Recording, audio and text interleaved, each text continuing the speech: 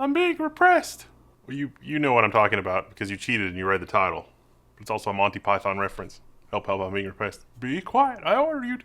Anyway, BeQuiet is launching some new stuff, but more importantly, I've got a bit of a problem. Ye olde tray of processors. I've got a 5800X3D here. Now we've got a test bench. It's a little bit of a pain moving processors and motherboards in and out of the test bench. So as things get kind of late in the cycle, I start building more permanent machines that we can use for testing and backward testing and that kind of thing. The 5800X3D, it's probably going to be here a while for game testing. And so it would be nice to have a machine that's ready to go to use for that, so that when the newest, latest and greatest software comes out along with new hardware, I can sort of get an idea for how it stacks up with performance. Because a lot of the time if you do a benchmark and 6 months pass, the benchmark performance of that part, in this case the 5800X3D with its Vcache madness, is going to change a little bit. And this is also going to be a pretty reasonable build if you want to put it together. So we're going to build a chariot for our lovely Ryzen 7 5800X3D, have a fire-breathing gaming machine, and it's going to be its sort of forever home. We're going to do that around the MPG B550 gaming carbon Wi-Fi from MSI, along with, of course, the 3090 MSI Supreme. Yeah, this is a triple slot card and then some.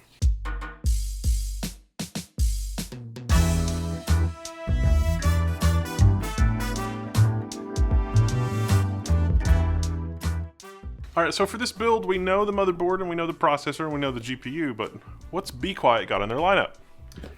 Well, I'm sort of torn.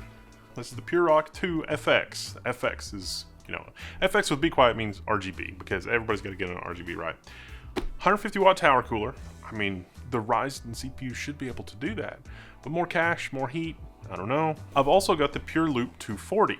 Now we did a separate review on the 360mm version of this loop. I liked it. It was effective. It's not super expensive either, which is the other nice thing. So cooling for our CPU. I got some options. Let's take a look at what we're working with for the case. This is the BeQuiet 500 FX.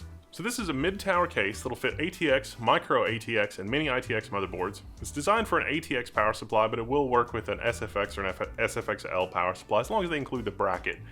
The dimensions of this case are 420 by 232 by 463 millimeters.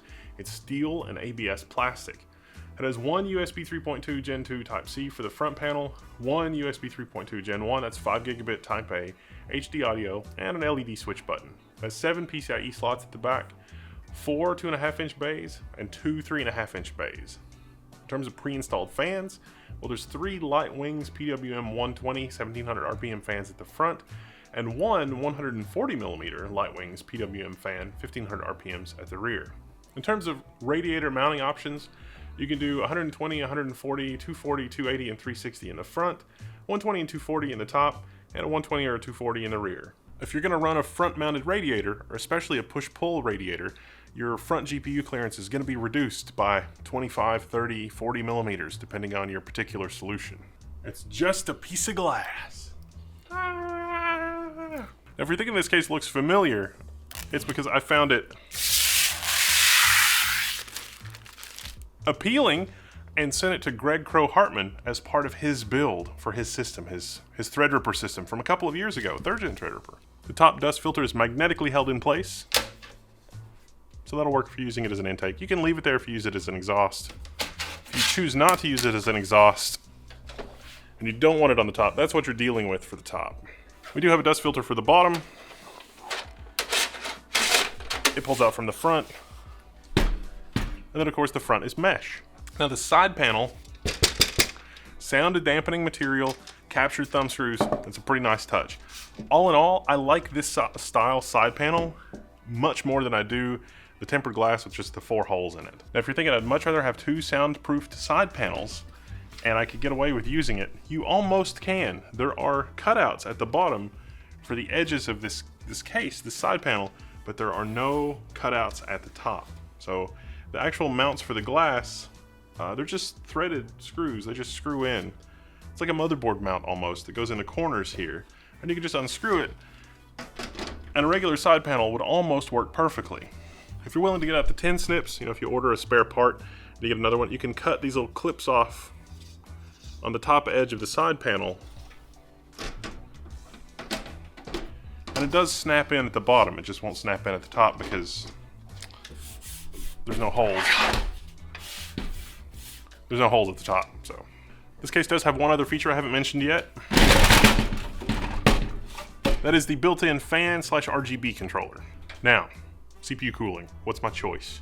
It really is a tough choice.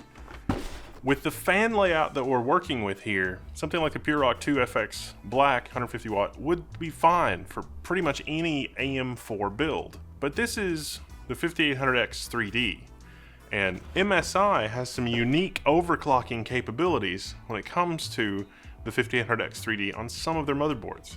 And so that might be something that I mess around with or, you know, swap out to at some point in the future.